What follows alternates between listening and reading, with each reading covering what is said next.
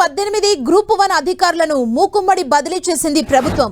High court ఆదేశాలతో 26 మంది ఆర్టీఓలను జీఏడీకి attach చేశారు.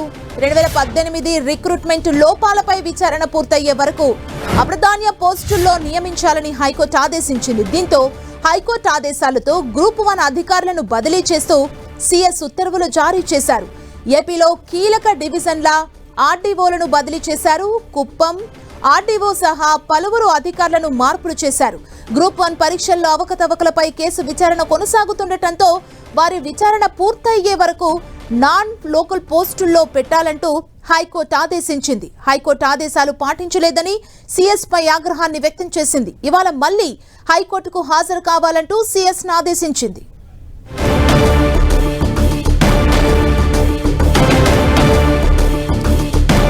ఇదే అంశానికి సంబంధించి మరిన్ని డీటెయిల్స్ మా ప్రతినిధి జయరాజ్ అందిస్తారు.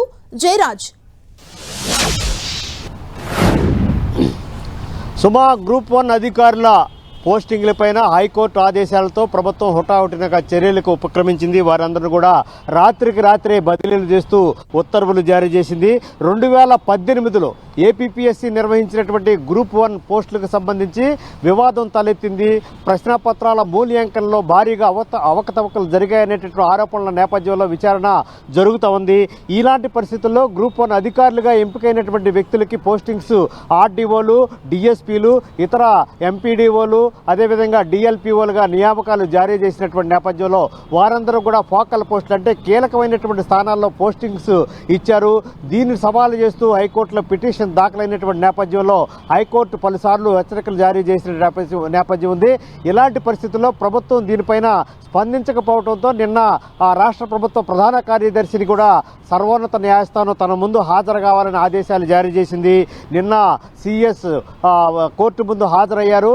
దీనిపైన కొంత సమయం కోరినటువంటి నేపథ్యంలో కోర్టు అయితే పూర్తిగా నిరాకరించింది. తక్షణమే తాము ఇచ్చినటువంటి ఆదేశాలను అమలు చేయాలనేటటువంటి అంశాన్ని మరొకసారి స్పష్టం చేసినటువంటి పరిస్థితిలో నిన్న రాత్రికి రాత్రి దాదాపు మొత్తం 26 మంది అధికారుల్ని జీఏడీకి అటాచ్ చేస్తూ ప్రభుత్వం ఉత్తర్వులు జారీ చేసింది.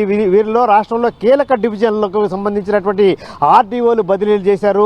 అదేవిధంగా కుప్పం ఆర్డీఓతో సహా పలు డివిజన్లకు సంబంధించినటువంటి రెవెన్యూ డివిజనల్ అధికారులు కూడా అధికారుల మార్పులు చేర్పులు చేస్తూ నిన్న ప్రభుత్వం ఉత్తర్వులు జారీ చేసింది.